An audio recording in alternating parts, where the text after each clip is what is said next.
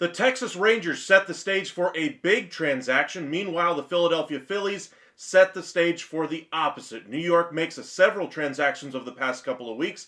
That and more ahead here at the Upside.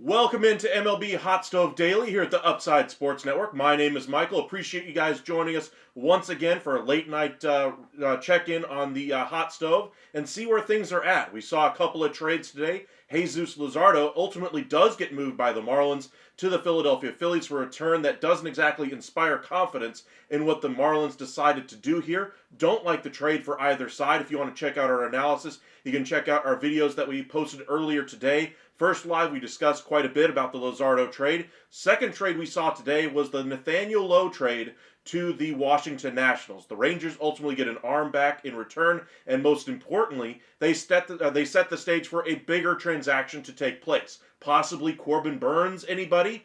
We also learned after the trade for Luzardo that the money is pretty much dried up there for Philadelphia, that they're not going to trade Nick Castellanos. They don't have a way to really get him off their roster. They've set a really high price on Alec Boehm, so it's unlikely that they're going to move him for anything at the moment. They still may trade him before the spring training, or before we get to spring training, but right now, doesn't exactly look like it's in the cards. So the Phillies may be stuck with the roster they've got, not just for 2025, but for 2026 as well. So we'll see what they ultimately do, but for right now, two teams doing very different things in free agency, and we'll see what's in store for both. The Yankees, of course, have made several additions to the roster after losing out on Juan Soto. I like what they've done so far, but they need to still add a third baseman. We'll see who they add in. Welcome in, Tato. Welcome in, Holly, Mark, Rafe, and Ryan. Let's see here. Yes, we are 50 subscribers shy of about 2,000. That's our goal for the end of the year. If you guys are just joining us for the first time, if you wouldn't mind hitting that like and subscribe, it'd go a long way to helping us reach our goal. And this is the only place where you're going to get this level of content around Major League Baseball. Not even MLB Network is going to cover it as well as we do here at the Upside. So make sure you hit that like and subscribe. Just ask anybody in our chat how good the coverage is. And, we actually interact with you. If you want to, say a comment in the show, as long as it's not completely out in left field, something that we can't say on air, of course, within reason, we'll be more than happy to talk about baseball with you. Any one of the teams that are out there, try to stay on top of every single one of those rumors that are out there. And the floor is open to all of you guys. So tonight we're going to have a little bit more of a laid-back show. We're going to discuss some of the things that we've seen as far as trends around the game. We're also going to discuss, where a few teams are headed now that they've made certain transactions. For instance, the Rangers moving on from Nathaniel Lowe. While there were some beat reporters that said that while Berger was brought in, it wasn't necessary to trade Lowe. They still thought it was possible for him to go somewhere else. The only real reason to move him, though, was to save on the dollar. So by moving on from Nathaniel Lowe, they've now added several $1 million in financial flexibility. They have roughly $40-ish million to play with underneath the tax. Say you bring in Corbin Burnes, to cost you $30 million. Maybe even backload the deal and it costs you $25 this year. You bring in Kirby Yates, that takes up another 10 to 11. Maybe you backload that deal as well. And then you bring in another outfielder, and then you're set with your offseason. You still have John Gray that you could jettison for somebody else in that bullpen. But there's a lot of opportunities right there in Texas right now after moving on from Nathaniel Lowe. This is not the ending piece of their offseason. They're still looking for a closer. They've done a very nice job building up the 5th, 6th, 7th innings of their bullpen. But they still need a high leverage guy to me, at least one, if not two. I wouldn't be surprised if they get both of those deals done. But again, make sure you guys hit that like and subscribe if you haven't already. We're getting very, very close to hitting 2,000. If you wouldn't mind helping us out and reaching our goal, we would very much appreciate it. Rafe, Burnes signing with the Rangers by $12.28 per me. That would be fun. I'd love to see it. I do have off Saturday this week, so we will have a few different live shows on Saturday. Be sure to join us on Christmas Eve as well. We'll be live around 4 o'clock, so be sure to be here as well. We're going to have quite a bit of coverage for you. Welcome back, Ryan. Who is Robert Garcia? He's a young pitcher who was originally part of the Marlins, was DFA'd a couple of years ago. Really found his stride, though, with the Washington Nationals. More of a 7th, 8th inning guy. That probably with the Rangers is more of a 7th inning guy. But he's got 4 to 5 years of control, depending on who you ask. He's still pre-arbitration eligible. And when you look at baseballtradevalues.com, basically the Rangers doubled the value of Nathaniel Lowe right there. A bit of an overpay by the Nationals here to bring in Nathaniel Lowe. I don't necessarily like the trade in general for them. They're going to spend in free agency next year. I don't see how this is a linchpin of a move to push them over the top for anything. This is kind of a middling year for them. For me, I would have gone the free agent route and tried to trade a piece at the deadline rather than trade for Nathaniel Lowe, but they make the deal anyway. For the Rangers, they get a good bullpen arm, league minimum salary, and you're jettisoning out about $11 million in payroll that gives you more financial flexibility. Win, win, win, win, win all the way around for Texas. Sure, you're losing the production of Nathaniel Lowe, but you brought in Jake Burger. You have Josh Smith, who can play with some platoon ability at first base. You're still looking to bring in a corner outfield bat, maybe even move on from Leody Taveras to save another $5 million and bring in a Jurickson Profar. That's my preference. We saw in an article from Evan Grant after the trade was made for Nathaniel Lowe, or made with Nathaniel Lowe going out, that this very likely means that Jock Peterson or a possible Anthony Santander going to the Texas Rangers. One of the first times I've heard Santander and the Rangers in the same sentence, to be honest. And as a Ranger fan, it does excite me a little bit that they might be able to get a player of his caliber, but I wonder if there's better opportunities out there on the market. Why am I willing to spend $20 million on a bat who isn't necessarily a huge impact? He is a better bat than Nathaniel Lowe, don't get me wrong, but he's not like a Vlad Guerrero coming in. He's not a Kyle Tucker coming in. And to pay $20 million, which is what he's looking for over 5 years, I would rather let other teams pay that salary and go after pitching. And that's what I think Chris Young is going to do. And Chris Young has always gone after starting pitching. I expect him to continue to do so and try to finish out that rotation a little bit better. They're still in there for Sasaki as well. They need to finish off that bullpen. So a lot of news around Texas today, but I kind of wanted to start there with the trades that we've seen. The other piece that we saw was the Phillies bringing in Luzardo. It sounds like they're kind of stuck with the roster they've created. They don't have a lot of flexibility. The pieces that they would like to move have zero negative trade value right now, and they'd have to attach premium assets like Painter to be able to move some of those contracts off the books, ultimately for a net zero. That's not exactly helping them build towards something. The original start of this offseason, we thought, well, the Phillies were going to shake things up. Dombrowski's going to move things, get things going. Well, he doesn't really have the pieces to do so right now. Bohm is the one piece he could move, and he's got a huge valuation on him right now, where it's not likely he gets moved. It's going to be curious to see what they get finished up here, But right now, it doesn't look very flexible right now in Philadelphia. I thought there might be a possibility they get on Alex Bregman if they move on from Bohm. That possibility looks like it's completely out the window right now. They might have brought in a Max Scherzer, but with the trade for Luzardo, that's out the window. They bring in Max Kepler. I think that will help them overall in the outfield and assist in Nick Castellanos staying a little fresher. He played 162 games last year. He played every single game. And getting off his feet a little bit, I think will actually help him perform a little bit better. He did cut down the strikeout numbers, but still, he just looked not quite himself, or at least not the player we saw when his time was with the the Cubs and so forth a few years back. But he's never really lived up to that contract there in Philadelphia. Getting him a little bit less playing time might ultimately help him as he gets a little bit older. You gotta hope for the best if you're the Phillies, because right now it looks a little bit inflexible with where they're at. Let's check in on a few other comments that you guys have. Holly, the coverage is awesome. Well, thank you, Holly. I appreciate that. I know you're here pretty much every live we do now, so I really appreciate you joining us. I know you even joined us when you're at work, so thank you very much. I know quite a few of you guys, you have 8 to 5 jobs or jobs that take you into the evening hours, and you're not able to watch ESPN religiously or watch MLB Network. Not that they would be covering baseball at all anymore. I mean, MLB Network, good luck even finding updates as far as actual news items. Right now, all you're getting is older games. You get a variety show in the morning, and then basically nothing on MLB Tonight right now except for player breakdowns and highlight stuff. And that's not exactly what we do here. We are not a highlight show. We'll give a player their praise. We'll talk about the news items, but we also want to discuss the rumors that are out there. Where are these players going? What's the next step after the move? For instance, Nathaniel Lowe was traded today by the Rangers.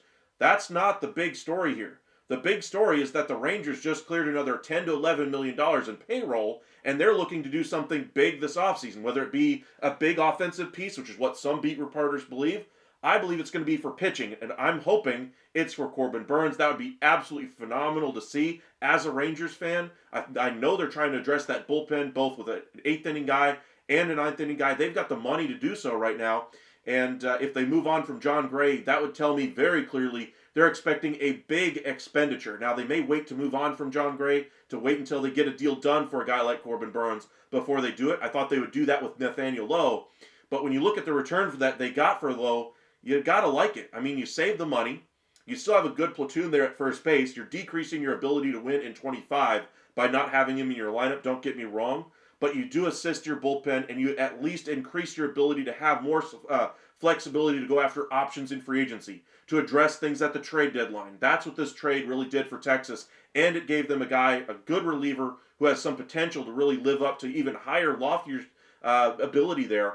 Last year was really his first full year in the majors, and I'm excited to see what he can bring to Texas. Right now, I'd imagine he's probably the 7th inning guy with, trying to remember the name, Hobie Milner, I think was his name, and Webb also being in that 6th, 7th inning role. They've really made a very nice 6th, 7th inning group of relievers that they can flex in and out of that bullpen however they would like. Rangers have not had that flexibility. They've been relying on homegrown guys that just haven't been able to cut it. Talking about Jonathan Hernandez, who ultimately was DFA'd and I believe claimed by the Rockies, for instance. Grant Anderson has had his ups and downs with the Rangers. They were relying on Jose Urena, was the one free agent acquisition that they had. He pitched well at times last year, but at others got lit up at times. And I think they've really made a very good, deep bullpen right now, but they still need the 9th and 8th inning guys brought in. So we'll see what they do. But the trade, like I said, this trade was all about the flexibility for Texas, and that's what we're going to get. It's not about the pieces that they're getting in the deal or that kind of thing. It's all about what's next for Texas, and that's what we're going to talk about here. Owen, you just got a like for being awesome, such a reliable person to look towards for daily news. Thank you, Owen. I appreciate that. We will definitely be live every single evening going forward, covering Major League Baseball, both in the offseason and once we get to the regular season, catching you guys up on all the latest rumors that are out there. Tato, I wonder if the Rangers somehow look to bring in someone who could play some first base. Having Berger as a main first base seems pretty questionable from a defensive standpoint. I would agree with you, Tato. I saw an article from Grants that said expect a lot of Jake Berger at first base. Maybe. I think they would rather put Josh Smith at first base when they're both in the lineup together. When they are not, then we will see him at first base, I do believe. But for right now, I would imagine we get a little bit more Josh Smith than anything else at first base, pending another addition. So we'll see what they do. Texas Liberty, welcome in. Yes, no, maybe, I don't know. Can you repeat the question? Um, okay.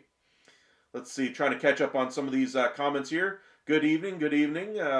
Who traded for Lowe? Welcome in, Joshua. It was the Washington Nationals. They traded Robert Garcia and swallowed the whole contract of Nathaniel Lowe. Rangers get a good 7th, 8th inning reliever out of it on a pre-arbitration contract with 4 to 5 years left of control. Love the deal for Texas. It will be sad to see Lowe go out the door. Absolutely fantastic human being, and that's why I'm giving the trade a B- for the Nationals, because if he wasn't such a class act on and off the field, if I didn't think he was going to be such a great influence on that locker room, in that clubhouse with them, kind of bringing that championship mindset to that team, getting those young players to get over the hump, then I'd probably put it in the C category. But for right now, B-. We'll have to see what it turns into.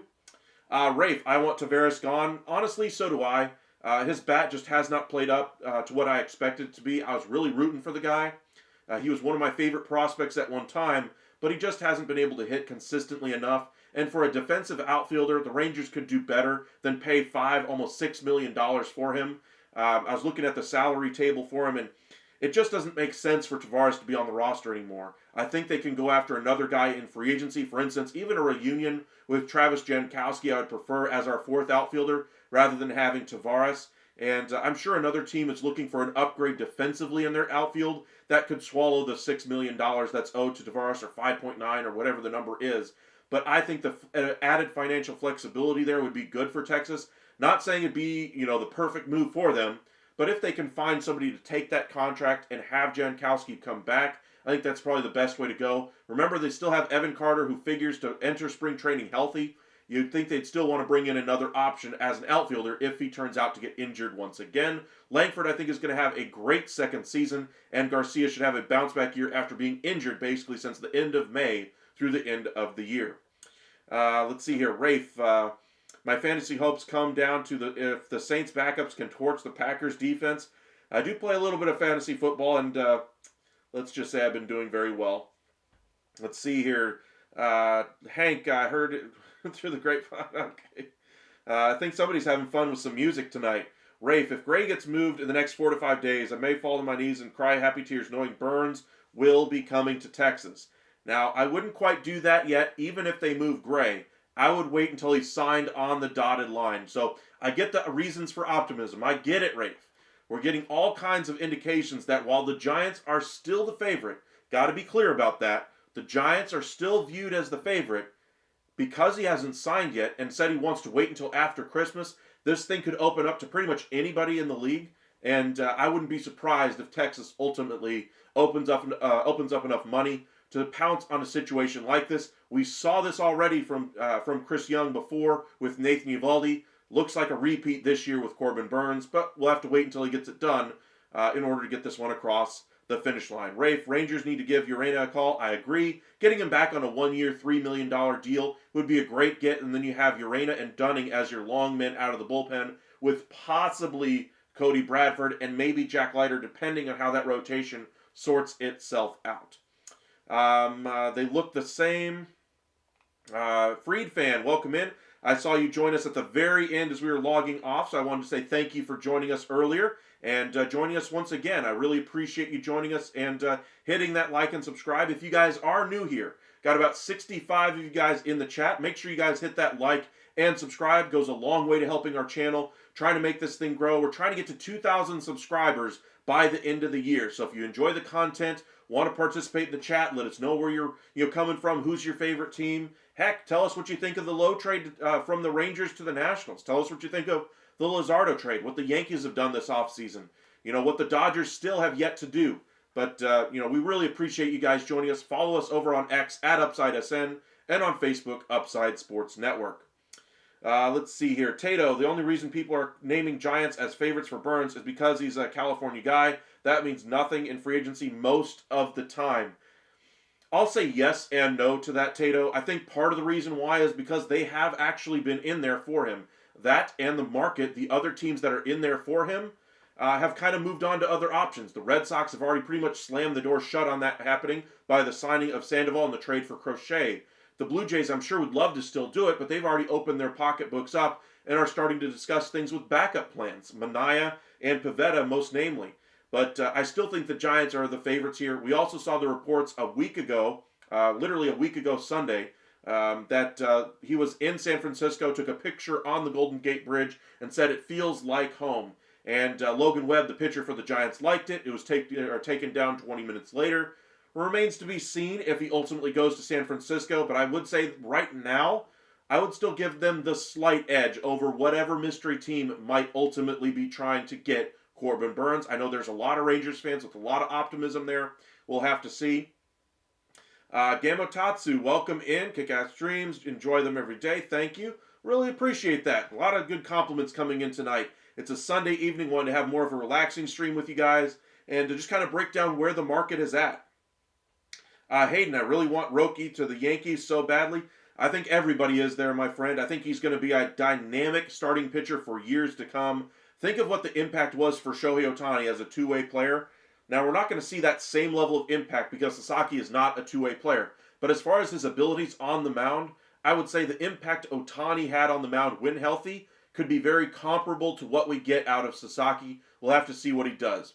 Rafe, outside of Gray, who else could the Rangers dump to free up money? To me, that would be Tavares. Outside of that, I don't really see them doing anything else to trade another piece off of that roster. Molly doesn't have trade value right now, but he's got $17 million in an expiring salary. Maybe the Rangers do something with that, but I doubt it. I don't think anybody would take him right now. Verdugo is one name I did see on the free agent market that I would actually enjoy on the Rangers roster. I think he'd be a better version of what Jock Peterson would mean to Texas. While Peterson might be a better bat, I'd rather have the versatility of Verdugo in my outfield. Any Angels news, rumors, guesses? Still pretty much with Yohan Moncada and Gleyber Torres. Those are the two names that I keep hearing with the Angels. Tato, you would think the Giants could sign him. They would have by now. Either the money being negotiated is not what the Burnes wants. I agree there. Or he's waiting on other offers. I agree there. I think both can be true there, Tato. I think both are accurate. Mark, watching again. Great pod. Thanks for your quick responses. LOL, still waiting for my O's. Anyway, keep up the great work. Thank you, Mark. I appreciate that. Thank you, guys. Got about 70 of you guys in the chat right now. If you guys want to hit that like and subscribe, help us to get to that 2,000 subscriber goal by the end of the year. We would greatly appreciate it. As for your Orioles, that's kind of one of the topics I wanted to get to as well. We talked a little bit about the Phillies and how they might be slowing down in free agency and, might not shake up their roster. Texas looks like they might be kicking things into overdrive if they go after Burnes with the trade of Nathaniel Lowe. The Orioles, meanwhile, we've kind of gotten a clear picture of what the Orioles are looking to do this offseason. Ken Rosenthal said it really well on Foul Territory. He said essentially they were looking for a guy who could be a 1, 2, or a 3 in a rotation, kind of a wild card, and they did that with Sugano. They were looking to bring in another pitcher via free agency or trade for a 1, 2, or 3 in their rotation. By no means are the options they're looking at a Corbin Burnes. They do not want to spend at the top levels of free agency. They are not comfortable going with that length of contract. We've talked about how important it is for them to spend the money in free agency now while their roster is very cheap. They don't seem to want to do that. I get it. It's a small market. They're restricted with what their salaries could possibly be. But at a certain point, either you're investing in that rotation or you're simply not. And I think they've chosen the latter. They still may go for the trade route of a Dylan Cease, rinse, wash, and repeat again, like we just saw with Flaherty and Burnes if you go after Cease. I think the better option for them would be Luis Castillo, but that's still a downgrade from where they were. I would say the Yankees would be prohibitive favorites in the AL East over the Orioles if they did bring him in, or even if they didn't. I just don't like where the Orioles are headed right now. They're going to have to shake things up for me to change my opinion on where the Orioles are going. But we'll see what they do. I have higher hopes for what the Orioles could be. They have such good young talent and more talent coming. And yes, they can use that young talent as currency to bring in other players. But they use that currency, bring in the other player, and then let him go in free agency. It just doesn't make sense to continue to do things that way. If you continue to operate that way, you're short-circuiting their success, and that's not good for anybody. Would hate that for Orioles fans. I'm not an Oriole fan, but I just love when baseball teams make good decisions. We saw how the Angels ended their time with Ohtani. Some of the worst management of a team you could ever possibly see. We told you guys it was organizational malpractice from the top down. If the owner is telling you, go out there, spend, spend, spend, trade all your prospects for Shohei Ohtani, when you know he's looking at somewhere else in the offseason, you think you're going to convince him. I get it. The owner controls your job. But at a certain point, you have to realize, hey, I may never get another job with another team if I do things this poorly. And that's what we saw with the Angels. I worry about the Orioles going down a similar path here by not investing in that rotation. The issues there right now are all pitching related. They have very good prospects. They have very good position players. Invest in the dang rotation. When are they going to get it through their head? We'll see what they do. Castillo, to me, is still a good option, but it's not Burnes, and that's the problem. We'll see what they do. All right. Hayden, for Yankees, what do you see next? I would like the Yankees to trade Stroman for international money and a prospect. I think you'd have to give up those pieces along with Stroman in order to get him off your roster. That salary around $18 million. We talked about Gray, 1 year, $13 million. Stroman at 1 year, $18 million. I'd rather have Gray, honestly, at this point in his career versus Stroman. I just would rather have Gray. I think he's a better pitcher. I think you can use him out of the bullpen and in the rotation, even if it doesn't work out in the rotation. I think you can get better length out of Gray at this point in his career as well. So looking at the two possibilities, if both of them were on the market, which may very well be the case, I think you're going to have to attach positive assets to Stroman to get him off of that roster. But I get your point that the Yankees need to jettison him in order to bring in a guy like Arenado or whoever they to bring in at third base. I get your point there. Rafe, AL West standings predictions. Ooh. Both teams are still a work in progress. 1 and 2 are both Texas and Houston. Which order depends on what Texas does with the rest of their bullpen and what they do in the rotation, what they do with the money they've now freed up from Nathaniel Lowe. If they bring in Corbin Burnes and bring in Yates, I would say clearly the Texas Rangers. If the Astros, ultimately bring in Santander and the Rangers don't bring in a high-level arm in the back end of that bullpen and they end up settling for Jock Peterson and Noah Corbin Burnes, I'd say Houston. So for right now, one of those two teams at the top. I have zero faith in the Mariners' offense right now outside of bringing in some talent. Maybe they move on from Castillo to bring in some talent. Maybe a Mountcastle comes back in a trade with the Orioles. But right now, they're clearly the 3 spot. I'd say Oakland is the 4, very closely followed by the Angels as the 5. Brian, welcome in. Appreciate you joining us. I'm not sure if you've been with us before, but I think it's the first time I've seen you in the chat today. Got about 60 of you guys with us. We're about to wind up here in just a little bit. So if you have your questions, please send them to us. Make sure you guys hit that like and subscribe. And help us reach our goal of 2,000 subscribers before the end of the year. We're less than 50 away, so if you wouldn't mind helping us out, we'd greatly appreciate that. But to your question, who's landing Sasaki? Dodgers are still the prohibitive favorites. I'd say the next group of 4 would be the teams I'd pick next. Those being the Giants, the Mariners, the Rangers, and the Padres. Teams like the Cubs, Mets, and Yankees fit into that last group there, but I'd put their chances all together combined at maybe 1 or 2%. I think the Rangers, Padres, Giants, and Mariners all grouped together, maybe 15%, and then every bit of percentage points left to the Dodgers. I think he's going to end up with the Dodgers. As much as all these teams really might get him, or believe they have a chance to, because the financial playing field is level right now for him, I still think he's going to the Dodgers. If Yankees can dump Stroman, they would be able to get 2 more players, in my opinion. Most likely a lefty reliever and a C+, B- level player, likely a second baseman like Jorge Polanco.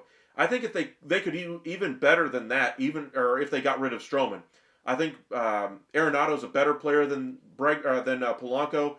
We saw some backup plans being mentioned earlier of Jose Iglesias. I think they could do bigger things if they were able to move on from Stroman, and we'll see what they do. I think they'd still need to add a backup starter in there, somebody who could be a spot starter throughout the season, because losing Stroman takes away more of that depth.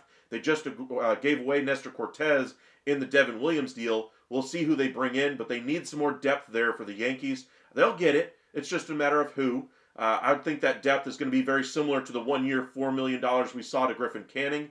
Maybe Martin Perez is that kind of a guy this year. Weird seeing him in a Yankee uniform, but that could be the type of pitcher they ultimately go with as kind of a spot starter, long reliever out of the bullpen, mop-up duty, that kind of a thing. But Martin Perez, by the way, one of my favorite players when he was with the Rangers.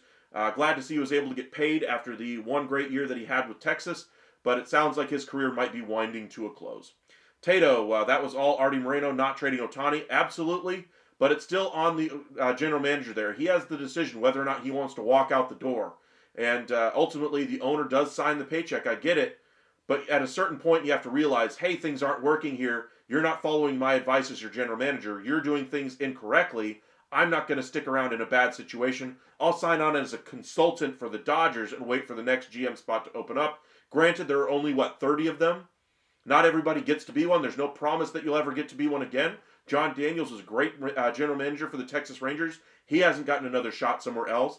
Dayton Moore hasn't gotten a shot somewhere else yet. Be curious to see, if Perry Manassian had stuck by his principles and, stood up to Artie Moreno, how their team would look different if the, owner had ultimately changed his mind because of what Perry Manassian would have told him, or if Manassian would have just left and just said, hey, this is your mess. You're going to have to stick around and clean it up and just went on to a better situation.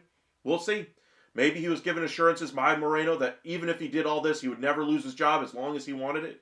Maybe that's why he did the things he did. We'll never know. But to me, complete organizational malpractice the way they handled Ohtani. Rafe, could the Rangers look at Ty France, or do you think they stick with Berger and Smith? I heard a couple of interesting names as far as first base candidates to go to Texas. Joey Gallo, of course, has a lot of Texas ties. I hear a lot of people wanting him. But France has had his name pop up once or twice. I don't think that'd be a great fit. Maybe a non-roster invitee. If he catches fire in spring training, maybe he makes the club. But players like that are the ones the Rangers could be looking at. Anthony Rizzo fits that same category. Justin Turner, but they already got Jake Berger there. I don't see that one being a fit. I've heard his name in connection with the Rangers since the Nathaniel Lowe trade. But for me, I like the platoon they're going to have with Smith and Berger, unless they bring in somebody even bigger at first base, which I seriously doubt. Mark, thanks for the honest thoughts about my O's. I completely agree and frustrates me every day. Still bleeding orange and black. Well, you keep doing that, my friend. I worry about your ability to stay competitive in 3 to 5 years. I think for the next 3 years, you're going to have a great offense. I worry about that pitching staff. I worry when you get to October that it's going to be more of the same.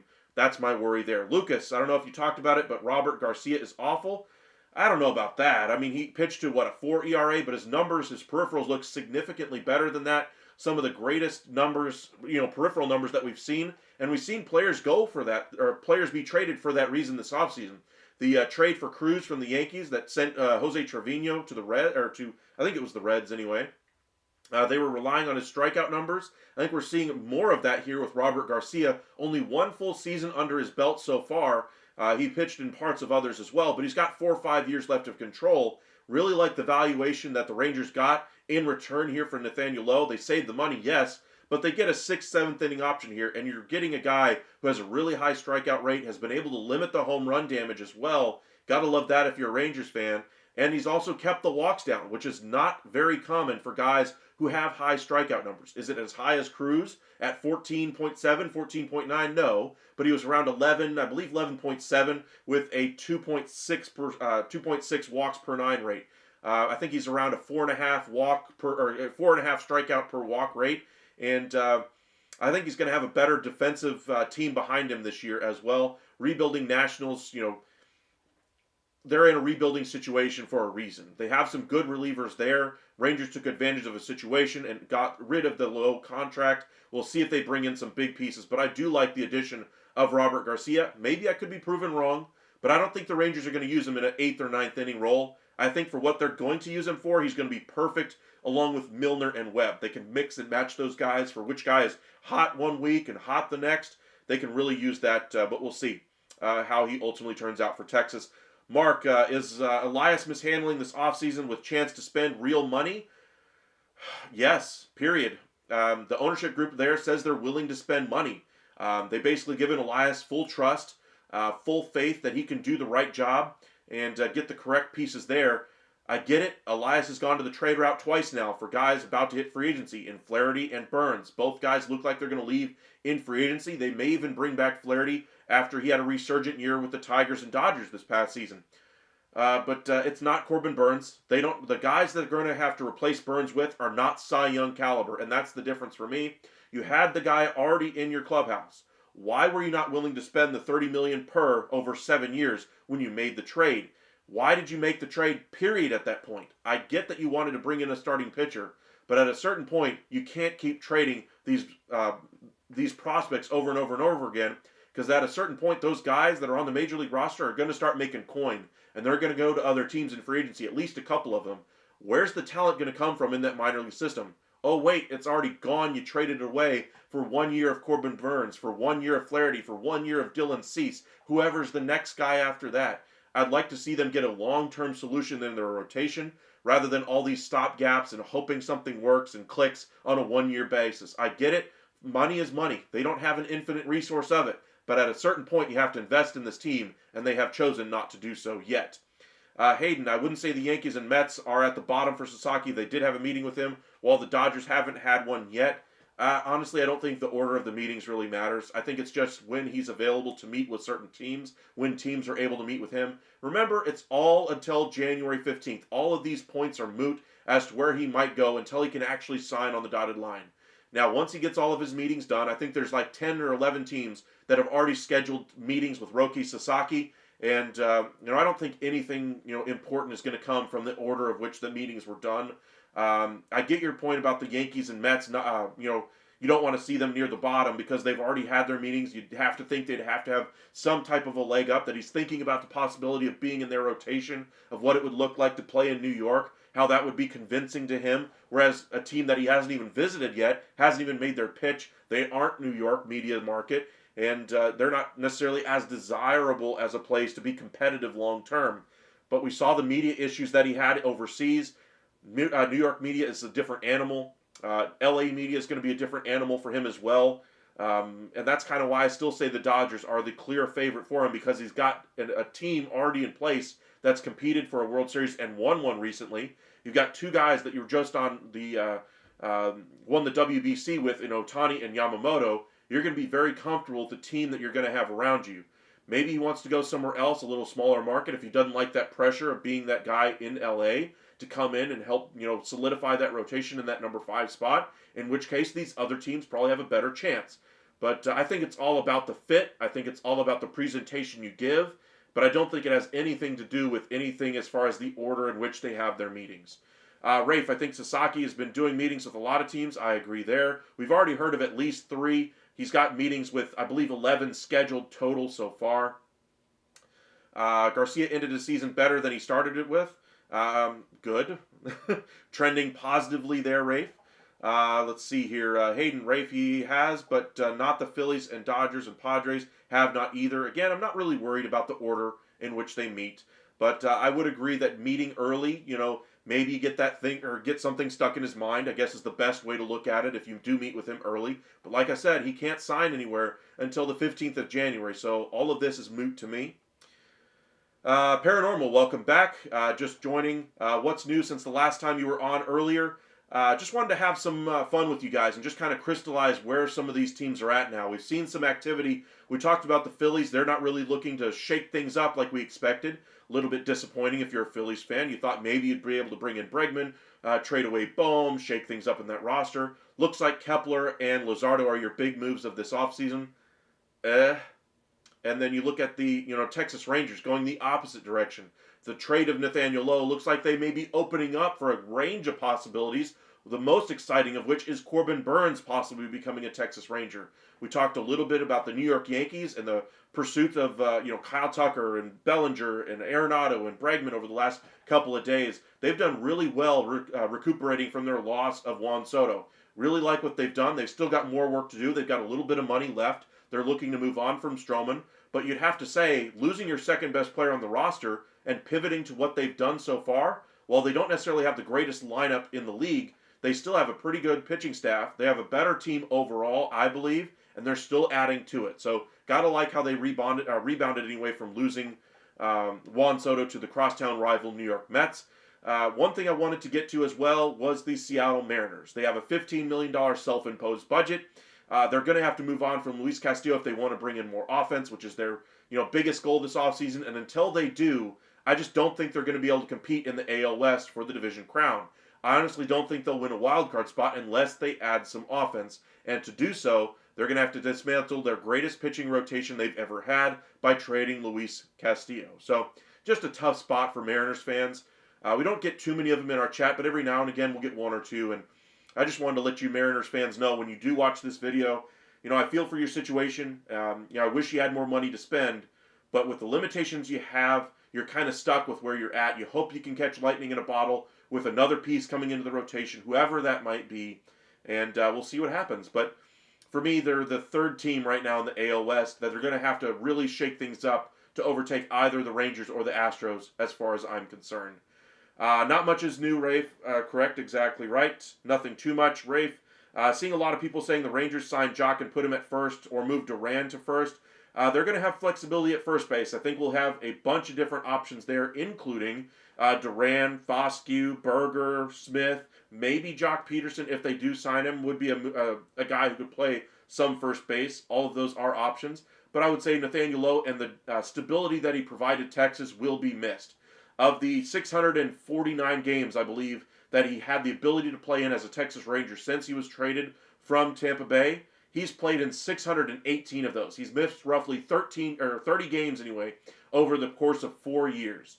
That's great consistency out of first base. Well, he's not a superstar. He's not a star. He has been improving defensively. He's streaky offensively, but has won a Silver Slugger. He's been a very solid player for them, and they're going to miss that stability at first base. You got to hope you get it out of a platoon with Berger and Smith. I think they'll get very similar production, probably a little bit more pop out of Berger's bat, and be able to not overstretch Josh Smith as much. I think all of those things are good for Texas, and the best part about it, they bring in a reliever, more value than what Lowe has, or that he had at the time of the trade, and now the best part is you've acquired some room here to where you can possibly bring in Corbin Burnes. I keep harping on this. I just think Texas is in something pretty big, and I'm really hoping it's Corbin Burnes, but who knows with this Rangers team. CY runs a very tight ship there. As president of baseball operations, you never know what he's going to pull off. Maybe there's a trade we don't even see coming. We'll see what what ultimately is on the table for Texas, but I think there's something big coming down the pipe for Texas. It may ultimately be two high-end closers at the back end, maybe a Jock Peterson. Maybe that's the route they go and save some of that money for a trade deadline acquisition. They have been very active at the deadline over the last couple of years under Chris Young. Wouldn't surprise me if they saved some of that room for a time for the trade deadline. But I really like the way the Rangers have gone about their offseason, getting 3 relievers in that 5th, 6th, 7th inning type of a role. They still have a hole at the 8th and 9th inning as far as I'm concerned, though. And now with trading away Nathaniel Lowe, their 25 team is a little worse, but I think they're setting up for something even better than having Lowe on this roster. But I really like where they're at. Hayden, anything new on Pete Alonso? I'm still hearing the Mets, but I wonder with another team being crossed off as a possible fit here for Alonso, if his market's really dried up to where he may have to accept a little bit less of a deal than he was hoping for, say, 3-4 days ago. We've seen Walker sign with the Astros, Goldschmidt goes to the Yankees, Naylor goes to the Diamondbacks, Santana goes to the Guardians, now Lowe gets traded to the Nationals. Not a whole lot of spots left on the free agent market here, and there's going to be some teams that are left looking at Vlad Guerrero next year and saying, hey, we like you, Alonso, but we'll wait until next year for Guerrero. So we'll see what happens. But I think his market's starting to dry up a little bit sooner than what he was originally hoping for. Are the White Sox and Marlins in a worse position for the future of their franchise? Good question. I would say the Marlins are in a worse spot. They have some really good pieces on the Major League roster. Not a whole lot in the minor leagues as far as I'm concerned. White Sox, meanwhile, have very little on the Major League roster with some good options in the minor leagues. Their future looks a little brighter. The Marlins are going to have a good year out of Alcantara and other pieces to kind of rebuild their trade value, and then they'll have a bright future. But for right now, it looks a little bleak. They're down in Miami. Thanks, everyone. Thank you, Paranormal, for joining us. Rafe, imagine imposing a budget on your team who finishes 2nd or 3rd in your division yearly. Yeah, that's what we're getting out of the Mariners. And Paranormal, if the Yankees don't get Arenado, I don't know what they would do. Maybe Bregman is a possibility. Maybe Jose Iglesias is what we brought up earlier as well. Caleb, welcome in. I think this is the first time I've seen you message today as well. Got about 60 of you guys with us as we cross the 45-minute plateau. If you guys want to hit that like and subscribe, we'd greatly appreciate it. We're very close to hitting our goal of 2,000 subscribers by the end of the year. If you guys are new here, hit that like and subscribe. It'd go a long way to helping our channel. And this is the only place where you're going to get this level of coverage of your favorite team. So make sure you hit that like and subscribe. We'll update you every single night around the baseball world, what's going on in the hot stove, on the hot stove right now, and keep you guys updated. But your question, Caleb, what odds do you give Bichette being traded this offseason? Goose egg. 0. Nothing. Not one. Not a chance. He's going nowhere. He's in cement shoes. He's not getting traded for anything. Did I make it clear enough? But no, they're not going to trade Bichette. They're not going to trade Guerrero either. Once they get to the trade deadline, if they're out of contention and it's clear that Guerrero and Bichette are both very seriously considering leaving in free agency, then I think they're going to trade him. I think they should have done so a year ago with Bichette before he had this bad year, if they were going to go to this kind of a spot right now. But that front office is in a tough spot. They're trying to save their jobs. I get it. They're trying to compete, and they're just in a bad spot, a bad way. They have to invest in free agency, I believe, in guys like Pivetta and Santander to show other top-level free agents that they're going to have a good team going forward if they really want a chance to bring in Burnes or Bregman. If they don't do that, there's no reason why those top free agents should go there, because they could be in a rebuilding process as soon as the trade deadline. The guy who signs them to that big long-term deal may not be the same guy who's going to be on his paychecks a year later. His manager may be gone by the middle of the season. The Blue Jays just have way too much up in the air right now, too much uncertainty, and I just don't like where they're headed unless they start adding some pieces in the periphery of that team to at least give some faith to Bregman or whoever might be looking at a contract from the Toronto Blue Jays and saying, hey, you're giving me a great deal, everything I want, but the team is nowhere near where I need it to be. If I'm Alex Bregman, I've known nothing but being in the ALCS every single year since I came into the major leagues. Which team do I think I'm going to be able to get to the postseason with every single year? The New York Yankees or the Toronto Blue Jays? Right now, on paper, clearly the Yankees, and that's why if the Yankees do get in on his market, I think if they put a representative offer on the table, he would likely go there. I think the favorite, though, for Bregman is still the Red Sox. Tiger's still lurking in the periphery. I think he'd be great with the Red Sox. But the Yankees have been very aggressive and been very methodical about the way they've gone about their offseason. First, they try to get Soto. They don't get Soto. They quickly pivot to Fried. They get him done. Then they try to go after Tucker and Williams on the trade market. They were able to successfully bring in Williams, unsuccessful on Tucker. They pivot quickly and bring in Cody Bellinger.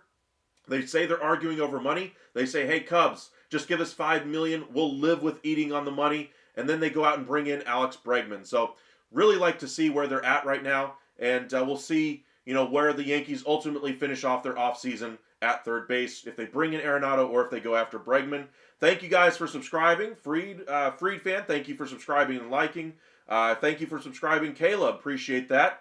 Hayden, what do you think the Yankees' next move will be? Third base or bullpen? Tanner Scott is an eighth inning guy, possibly, but I think third base is far more likely. Rafe, Padres need to step it up so they can knock off the Dodgers next year. That's a big ask. Padres, to me, are probably the fifth best team in the National League. Dodgers are the clear runaway favorites right now for the World Series. Really like where they're at.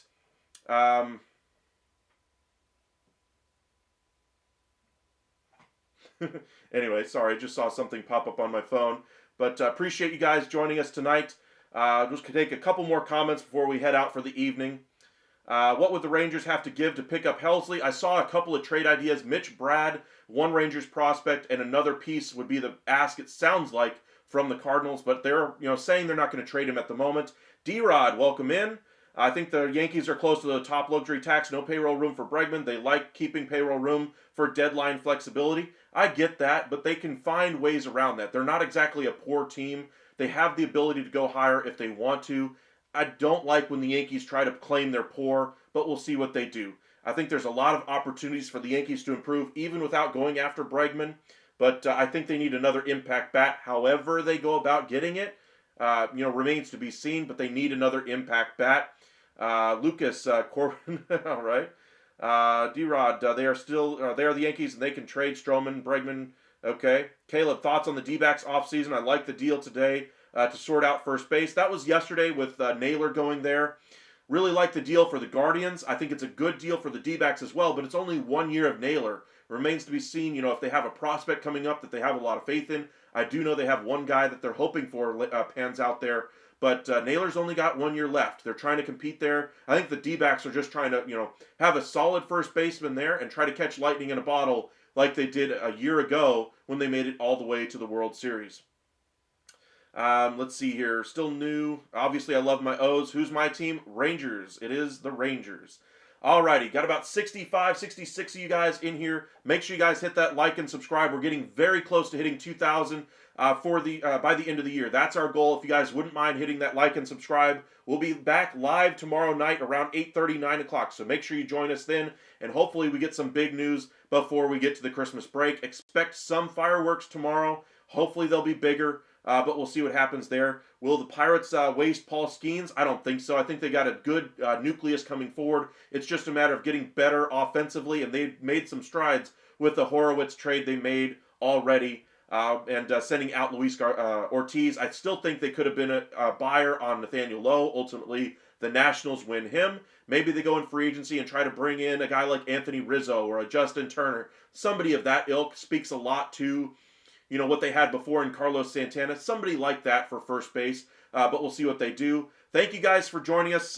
Lucas, by the way, how much do you think are the D-backs going to pay of Jordan Montgomery's salary if they trade him?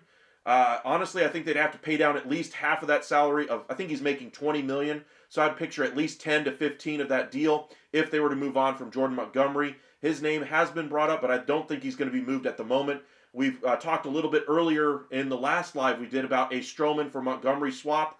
That would have pretty fair value going back the other way. I think Stroman would be a better fit for the Diamondbacks. I think the Yankees do have interest in Montgomery. Could be an interesting fit there if they're looking to make a move there. But we'll see what happens. Thank you guys for joining us. See you later, Tato. Thank you guys for joining us from Australia. All right, Caleb, thank you. And as I said, make sure you guys hit that like. Follow us over on X at UpsideSN. And on Facebook, Upside Sports Network. Thank you to everybody who's helped get us closer to that 2,000 goal of subscribers, and we'll see you tomorrow night. Y'all have a great one.